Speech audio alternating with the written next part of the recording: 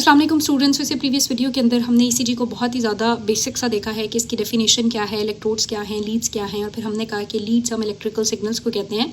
और ईसीजी पे हमारे पास तकरीबन हमने कहा कि 12 डिफरेंट लीड्स जो हैं उनके थ्रू सिग्नल कैप्चर हो रहा होगा जिसको हमने इंटरप्रेट करना है। वो इंटरप्रिटेशन हम अभी सीखेंगे जिसमें बेटे हमारे पास लीड 1 थी, लीड 2 थी, लीड 3 थी, उसके बाद AVR था, AVF था और AVL था, और उसके अलावा चेस्ट लीड थी V1 से V6 तक। अब हम बात कर लेते हैं कि हमारे पास अगर एक ईसीजी हमें दी जाती है तो उसको कैसे इंटरप्रेट करना है।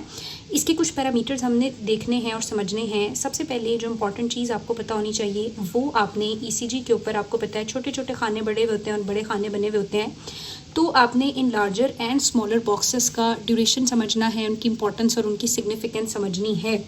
उसके बाद मोस्ट इंपॉर्टेंट चीज़ ये होती है कि जब भी किसी की ईसीजी आती है तो आपने बेटे उसका हार्ट रेट कैलकुलेट करना होता है, ठीक है, ताकि आप ये बता सको कि हार्ट रेट नॉर्मल है, ब्रेडिकार्डिया है, टैकीकार्डिया है। फिर हम रिदम देख रहे होते हैं। रिदम पे ही डिपेंड करता है हार्ट रेट। कैसे, मैं भी बताती हूँ। मोस्ट इंपॉर्टेंट थिंग, आपने एक्सेस की कैलकुलेशन करनी होती है और उसके अलावा आप लोग देखते हो ST सेगमेंट को, यानी एक बंदे की ईसीजी जब मुझे दे दी जाएगी तो मेरा उसमें से क्या क्या कंसर्न है कि डिफरेंट लीड्स में एक तो मैं रिदम देखूंगी, हार्ट रेट देखूंगी, एक्सेस देखूंगी और ST सेगमेंट देखूंगी। ये क्या सेगमेंट है, अभी सारी चीज़ें समझाती हूँ। इन चारों चीज़ों की बेस पे मेरी ईसीजी इंटरप्रेट हो जाएगी कि जी फलां ईसीजी नॉर्मल है, फलां को एट्रियल फिब्रिलेशन है, फ्लटर है, MI है, इंफीरियर वॉल का MI है, लेटरल वॉल का MI है, दिस, ठीक है। तो ये सारा कुछ इंटरप्रेट होता है। अभी हम लोग सीखेंगे बिल्कुल 5 मिनट में, और फिर आप 1 मिनट के अंदर ही ईसीजी इंटरप्रेट करना सीख जाएंगे। एक दफ़ा मेरी ऑस्की थी, उसमें ना उन्होंने ईसीजी दी हुई थी, ऑस्की स्टेशन था, ठीक है, और उसके ऊपर मतलब ईसीजी का एक पैटर्न बना हुआ था और ये चारों चीज़ें हमने लिखनी थी। उन्होंने कहा हुआ था मतलब हार्ट रेट लिख के आगे, आपको पता ही ऑस्की में इस तरह स्टेशन बने हुए होते हैं, ये चारों चीज़ें लिखी हुई थी और हमने इनको फिल करना था ना अपने उसके ऊपर।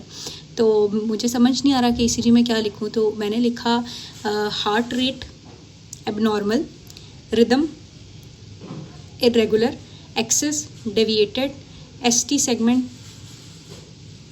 नॉट सिग्निफिकेंट, कुछ इस तरह का लिख के ना, पर मैंने नीचे लिख दिया, इंटरप्रेट भी करना था, this ECG is not normal. तो मेरी टीचर ने जब चेक करके कहा कि इतनी इंग्लिश तुमने लिखी कहाँ से, मतलब ये इतने बड़े बड़े वर्ड तुमने लिख दिए, irregular, deviated, not regular, insignificant, ये वर्ड्स आए कहाँ से ना। तो ये नहीं था लिखना, ज़ाहिर है उसको कैलकुलेट करना था और फिर हमने उसको लिखना था, कि मुझे नहीं आता था, लेकिन अब आज इंशाल्लाह हम सीख लेंगे कि कितना आसानी से हो जाता है। ओके, सो बेटे सबसे पहले आपने देखना ये है कि जो ईसीजी है, अभी मैं आपको रियल ईसीजी भी दिखाती हूँ। ईसीजी के ऊपर क्या होता है, ऐसे लार्ज बॉक्सेस होते हैं और इन लार्ज बॉक्सेस के अंदर तकरीबन आप ऐसे 4 लाइनें खुद खींच दो और 4 लाइनें ऐसे खींच दो तो तकरीबन 25 स्मॉल बॉक्सेस बन जाते हैं, ठीक है। तो आपने याद रखना है कि एक लार्ज बॉक्स का जो हॉरिजॉन्टली हम टाइम लेते हैं वो होता है 0.2 सेकेंड, और अगर एक स्मॉल बॉक्स का ड्यूरेशन ले लूँ तो वो होगा 0.04 सेकेंड। क्या समझ आई? लार्जर बॉक्स का ड्यूरेशन 0.2 सेकेंड और स्मॉलर बॉक्स का 0.04 सेकेंड। इस तरफ मैंने आपको कहा हम टाइम लेते हैं, और वर्टिकली आपने याद रखना है कि हम इनके जो वर्टिकली है वो मेजरमेंट लेते हैं। वर्टिकली हम याद रखेंगे कि एक लार्ज बॉक्स जो है वो 5 मिलीमीटर इन हाइट होता है और एक स्मॉल बॉक्स जो है वो 1 मिलीमीटर इन हाइट होता है। Now why is it important, अभी मैं आगे समझाती हूँ, थोड़ा सा सीख लो ताकि तुम लोगों को पता चले हर स्टेप की इंपॉर्टेंस है। फॉर एग्जाम्पल, जब हम P वेव ड्रॉ करते हैं ना, P वेव, तो P वेव की ये जो हॉरिजॉन्टल रिक्वायरमेंट है, ये 3 स्मॉल बॉक्स होने चाहिए, स्मॉल स्क्वेयर्स। इसका मतलब है 0.12 सेकेंड इसका ड्यूरेशन इज़ नॉर्मल। अगर ये 3 स्मॉल स्क्वेयर्स में आ रही है हॉरिजॉन्टली तो ये नॉर्मल है। अगर ये 4-5 स्क्वेयर्स में इस तरह से आ रही हुई, ठीक है, तो फिर ये क्या होगी, हम ज़ाहिर है P जो है वो क्या हुई है, P वेव प्रोलॉन्ग्ड है हॉरिजॉन्टली, और वो जो हॉरिजॉन्टल इसकी प्रोलॉन्गेशन होती है वो आपने याद रखना है कि कब होती है, जब लेफ्ट एट्रिया का मसला हो। चूँकि P वेव आती तब है जब एट्रिया होता है ना, मैं आगे चल के डिटेल बताती हूँ। सो हॉरिजॉन्टल इसका जब ये ड्यूरेशन ज़्यादा हो जाएगा, 3 के बजाय 4-5 स्मॉल स्क्वेयर्स को इन्वॉल्व करेगी, तो हम कहते हैं लेफ्ट एट्रियल इनलार्जमेंट है, ठीक है। और सेम एज बेटे इसकी ये जो हाइट होती है भी मैटर करती है। नॉर्मली आपने याद रखना है 2.5 स्मॉल स्क्वेयर्स कवर करने चाहिए, मतलब 2.5 मिलीमीटर की होनी चाहिए।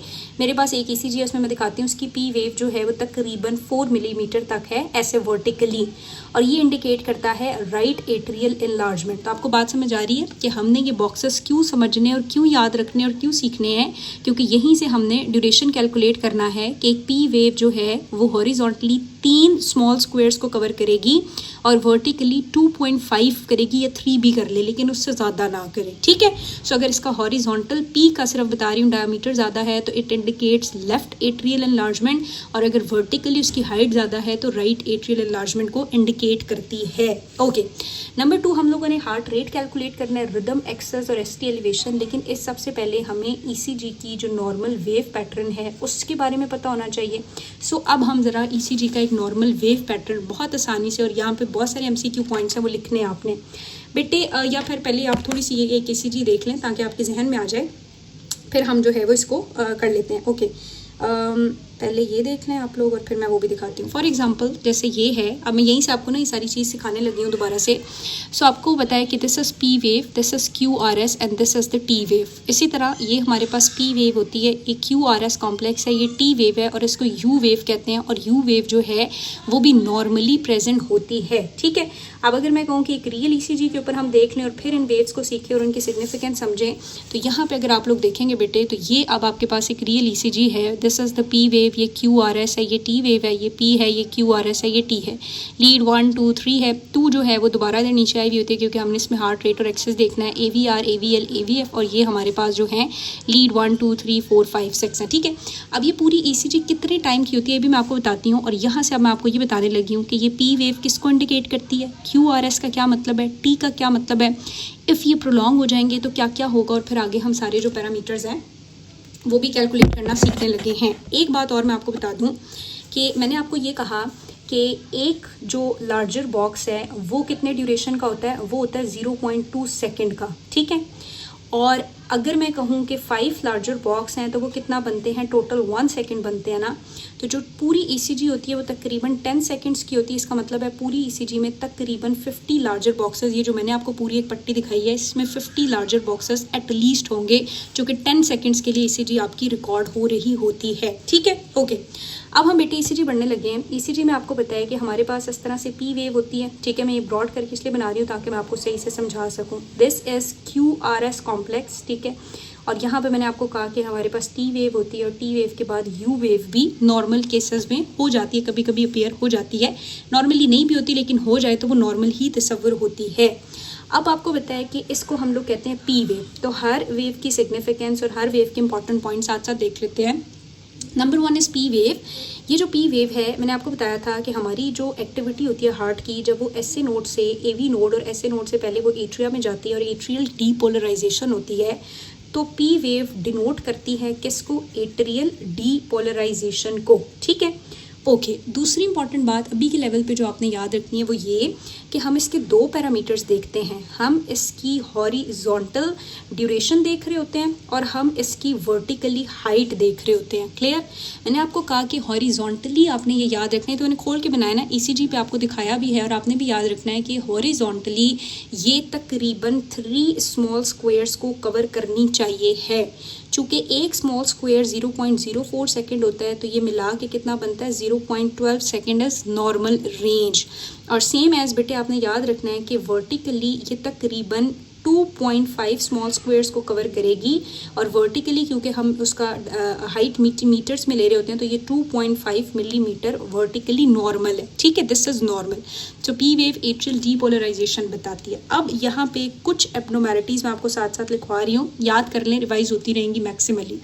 सम टाइम ऐसे होता है कि आपकी ईसीजी आपके पास आती है और उसमें जब आप देखते हो तो इसका जो हॉरिजॉन्टल ड्यूरेशन है ना वो इंक्रीज़ हो जाता है, वो प्रोलॉन्ग हो जाता है, वो 3 स्मॉल स्क्वायर से बढ़ के 4 स्मॉल स्क्वायर या 5 स्मॉल स्क्वायर इफ़ हो जाए, यानी ज़ाहिर है फिर वो 0.12 सेकेंड की जगह 0.116 और 0.20 सेकेंड्स तक चला जाएगा ना। तो जब ये इसका वर्टिकल हॉरिजॉन्टल इसका ये जो टाइम है ये इंक्रीज़ हो जाएगा, तो ये किस चीज़ को इंडिकेट कर रहा होता है, ये इंडिकेट करता है लेफ़्ट एट्रियल एनलार्जमेंट को, और इस कंडीशन को हम लोग कहते हैं पी माइट्रेल। इस कंडीशन को बेटा हम क्या कहते हैं, एमसीक्यूज़ है, मैं एंड पे आप लोगों से पूछूंगी। इस कंडीशन को हम कहते हैं पी माइट्रेल, ठीक है। नंबर 2 मैंने आपको कहा कि इसकी वर्टिकल हाइट भी इंपॉर्टेंट होती है, और अगर वो 2.5 मिलीमीटर से ज़्यादा हो जाएगी, यानी वो 3 4 5 बॉक्सेस को वर्टिकली पी वेव कवर करेगी, तो उस कंडीशन में वो हमें बताती है कि राइट एट्रियल एनलार्जमेंट हो गई है। एंड राइट एट्रियल एनलार्जमेंट होती है जब पल्मोनरी आर्टरी में प्रेशर वगैरह ज़्यादा हो, जब लंग्स रिलेटेड इशू साथ में चल रहे हों, और उसको हम लोग फिर कहते हैं पी पल्मोनेल। ठीक है, सो राइट एट्री को पल्मोनेल से आपने याद रखना है। सो यहाँ तक मैंने आपको सिर्फ बताई है पी वेव। अब हमें अनफॉर्चुनेटली यहाँ पे दोबारा ड्रॉ करनी पड़ेगी, या हम यहाँ कर लें, चलो हम दोबारा यहाँ पे ड्रॉ कर लेते हैं। सो हमने कहा कि सबसे पहले जो है वो हमारे पास क्या है, पी वेव है। उसके बाद बेटे हमारे पास जो है वो ये क्यू आर एस कॉम्प्लेक्स है। फिर हम कहते हैं हमारे पास टी वेव है और यू वेव है। ठीक है, सो पी वेव की जो डिस्कशन है वो हो गई है, तो वो मैं दोबारा नहीं करूँगी।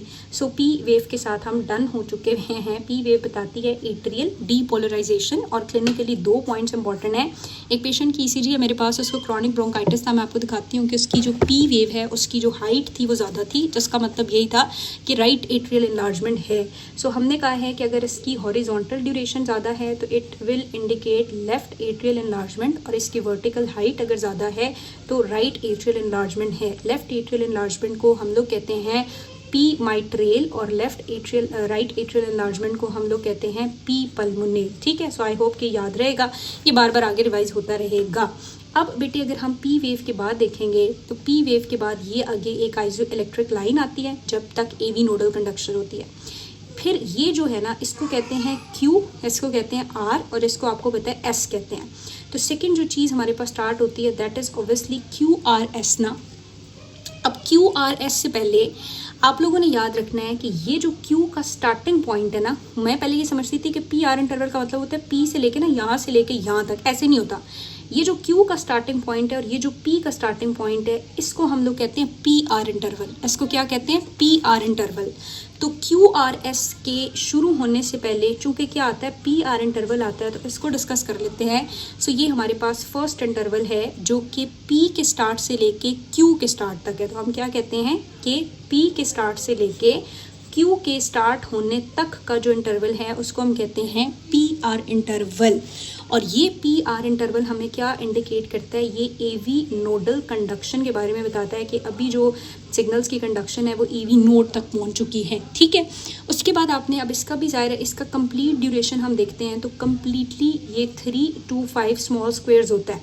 ज़ाहिर है 3 स्क्वेयर्स तो ये भी होता है, ठीक है, 3 स्क्वेयर्स तो ये भी होता है, सम टाइम ये बिल्कुल यहीं पे स्टार्ट हो जाती है, या 3 to 5 स्मॉल स्क्वेयर्स ये होगा। इफ़ 3 to 5 स्मॉल स्क्वेयर्स होगा तो हम कहते हैं 0.12 से लेके 0.20 सेकेंड्स तक ये नॉर्मल है। अब मसला ये आता है कि बहुत सारी कंडीशंस में आपने याद रखना है कि ये पी आर इंटरवल ज़्यादा भी हो जाता है और ये पी आर इंटरवल कम भी हो जाता है। एक रिलेशन आप इसका याद रख लें कि पी आर का जो ड्यूरेशन है वो इन्वर्सली प्रोपोर्शनल होता है आपके हार्ट रेट के साथ। जब ये पी आर इंटरवल ज़्यादा हो जाएगा, ज़ाहिर है आपको पता है यूं करके फिर यूं जाएगा फिर यूं जाएगा, तो वो 10 सेकेंड्स में हो सकता है 4 वेव्स कंप्लीट हो। ठीक है, तो जितना पी आर इंटरवल ज़्यादा होगा हार्ट रेट उतना कम होगा, जितना पी आर इंटरवल कम होगा हार्ट रेट उतना ज़्यादा होगा। सो ये ब्रेडी और टैकीकार्डिया के साथ इन्वर्सली रिलेटेड होता है। अब इसकी इंपॉर्टेंस मैं आपको पैथोलॉजीज़ में पढ़ाऊँगी कि वो ऐसी कौन सी कंडीशंस हैं कि जिनमें पी आर इंटरवल प्रोलॉन्ग हो जाता है और ऐसी कौन सी कंडीशन है जिनमें पी आर इंटरवल शॉर्टनड हो जाता है। तो बेटे आपको कंडक्शन ब्लॉक्स याद है फिजियोलॉजी से, जितने भी कंडक्शन ब्लॉक्स हम पढ़ते हैं ना, जो कंडक्शन ब्लॉक टाइप 1 होता है, उसके बाद उसके अंदर टाइप 2 है, टाइप 2 में फिर आगे मॉबिट्स 1 और 2 आता है, टाइप 3 है, ये मैं आगे डिटेल में पढ़ाऊँगी।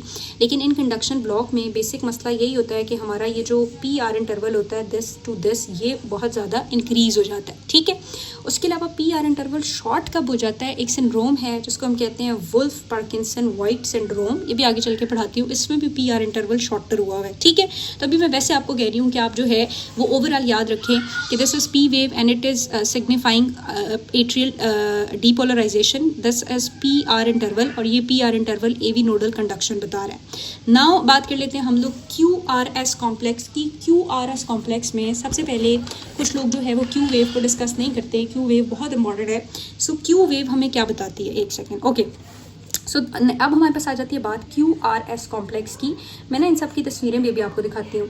सो क्यू आर एस में बेटे सबसे पहले हम बात कर लेते हैं क्यू की, क्योंकि ये है ना, for example this is the P R interval. अब मैं पी आर इंटरवल को छोड़ दिया, ये होती है क्यू वेव। ठीक है, फिर ये ऊपर आर होती है और फिर ये जो वापस आती है दिस इज एस ना, तो ये हमारे पास जो है ये क्यू वेव है। अब आपने याद ये रखना है कि अगर ये ECG है ना और ये ECG का वो एक स्मॉलर बॉक्स है, तो जो Q वेव होती है वो यूं इस स्मॉलर बॉक्स में आती है। बात समझ आई है? Q वेव का जो इस तरह से ड्यूरेशन है वो भी 1 बॉक्स है, इस तरह से भी क्या है 1 बॉक्स है। सो Q वेव जो है ये हमें बता रही होती है सेप्टल एक्टिवेशन के बारे में, कि सेप्टम जो है वो एक्टिवेट हो रहा है, और सेप्टम एक्टिवेशन के बाद आपने याद रखना है कि इसका जो हॉरिजॉन्टली एंड वर्टिकली एरिया है वो कितना है, 1 स्मॉल स्क्वायर है, यानी 0.04 सेकेंड है। इंपॉर्टेंट ये इसलिए है कि सम टाइम आपको डीप Q वेव मिलती है। मैंने आपको कहा कि ये क्या होती है, फॉर एग्जांपल अब मैं बार बार ड्रॉ करती हूँगी, मतलब 1 स्मॉल स्क्वायर में होती है ना, 1 में होती है, लेकिन कभी कभी ये ऐसे नीचे हो जाती है काफ़ी ज़्यादा। जब ये काफ़ी नीचे जाती है ना बेटे, फॉर एग्जांपल इधर बनाती हूँ, तो इसको हम कहते हैं डीप Q वेव। और ये जो डीप Q वेव है ये इंडिकेट करती है MI को। और अगर पेशेंट को एक दफ़ा MI हो जाए ना, दूसरी दफ़ा MI होगा, तो उसकी जो Q वेव होती है, डीप Q वेव, वो ठीक नहीं होती, वो परसिस्ट करती है। उससे भी हम अंदाज़ा लगा सकते हैं कि प्रीवियसली इसको MI रहा है या नहीं रहा है। ठीक है, सो ये मैंने 3-4 क्लिनिकल कंडीशंस आपको बताई हैं। फॉर एग्जांपल यहीं आप बना के लिख लें कि अगर इसका हॉरिजॉन्टल डायामीटर ज़्यादा है तो ये इंडिकेट करता है पल्मोनरी पल्मोनेल, और अगर वर्टिकल डायामीटर ज़्यादा है तो ये है जी हमारे पास पल्मोनरी माइट्रेल। ठीक है, उसके बाद ये आपको बता दिया कि ये जी शॉर्टर कब हो सकता है, जब हो वुल्फ पार्किंसन सिंड्रोम, और ये प्रोलॉन्ग कब होता है, जब कंडक्शन ब्लॉक होंगे। और साथ आपको Q वेव बता दी है कि ये डीपर होती है MI में। तो ये ना आप इस पर लिख के आप इसको बार बार रिवाइज कर सकते हैं। बहरहाल हमने बात कर ली है Q वेव की। अब हम देख लेते हैं QRS कॉम्प्लेक्स को। QRS कॉम्प्लेक्स नॉर्मली किस चीज़ को कलेक्टिवली हमें बता रहा होता है? QRS कॉम्प्लेक्स बेटे हमें बताता है वेंट्रिकुलर डीपोलराइजेशन के बारे में। एंड पे ये सारी चीज़ें आपको आनी चाहिए ताकि आप एक नज़र में ECG देख के बता दें जी वेंट्रिकल में मसला है, एट्रिया में मसला है, सेप्टम की एक्टिवेशन में मसला है, या AV नोडल कंडक्शन में मसला है। ठीक है, ओके, सो हमने कहा कि QRS कॉम्प्लेक्स हमें किसके बारे में बताता है? This is QRS complex. ये हमें बता रहा होता है वेंट्रिकुलर डीपोलराइजेशन के बारे में। और इसका अगर हम ये वाला डायामीटर याद रखेंगे, हॉरिजॉन्टल डायामीटर अगर हम देखें, हॉरिजॉन्टल ड्यूरेशन अगर देखें, तो वो भी तकरीबन 2.5 से लेके 3 स्मॉल स्क्वायर्स तक ही होना चाहिए। ठीक है, 2.5 ज़्यादा एक्यूरेट है, लेकिन आप 3 भी कर लें तो खैर है। 2.5 स्मॉल स्क्वायर्स तक होना चाहिए, यानी अगेन ये कितना होना चाहिए, 0.10 कर लो। ठीक है, 12 की बजाय 10 कर लो, या कितना बनता है यार, हाँ 10 नहीं बनता ना, 0.10 सेकेंड। ठीक है, ओके। और उसके बाद ना इसकी जो वर्टिकल इंपॉर्टेंस है वो भी ज़्यादा है, वो है आपकी बुक में अभी फ़िलहाल टच नहीं होगी,